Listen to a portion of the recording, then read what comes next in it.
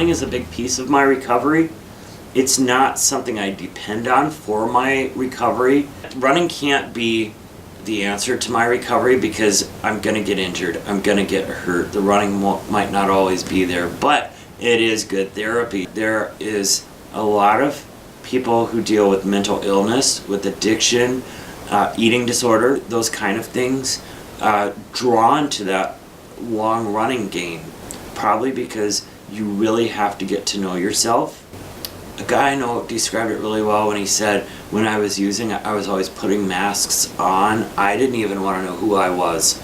I didn't want to face who I was and those hard truths. When I'm out on mile 80, I've pulled off every possible mask. I'm getting down to the core of who I am.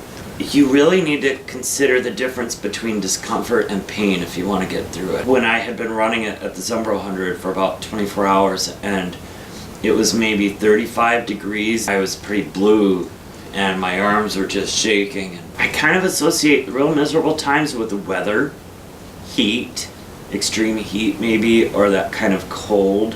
When you find the body's limits is where the misery piece is, and usually that, quite often that can be weather related. When you're finished, immediately after a finish you feel like you're in a bubble. Probably has to do with the sleep deprivation piece. It's kind of like when you've been tripping acid, you're coming down or something like that. You know that if you stop moving, you're probably going to fall asleep, no matter what's going on around you. And that's why I love these things, because you don't know if you're going to make it. You usually see people really mentally fucked up as opposed to physically hurt.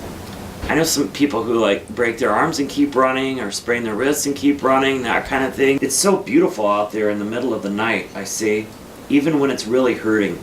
There's a lovely solitude that comes from being on the trail at night, a sense of peace, a sense of being in a holy place, a sense of being holy, a sense of being whole. When doing these, I feel closer to God than I do at almost any other time.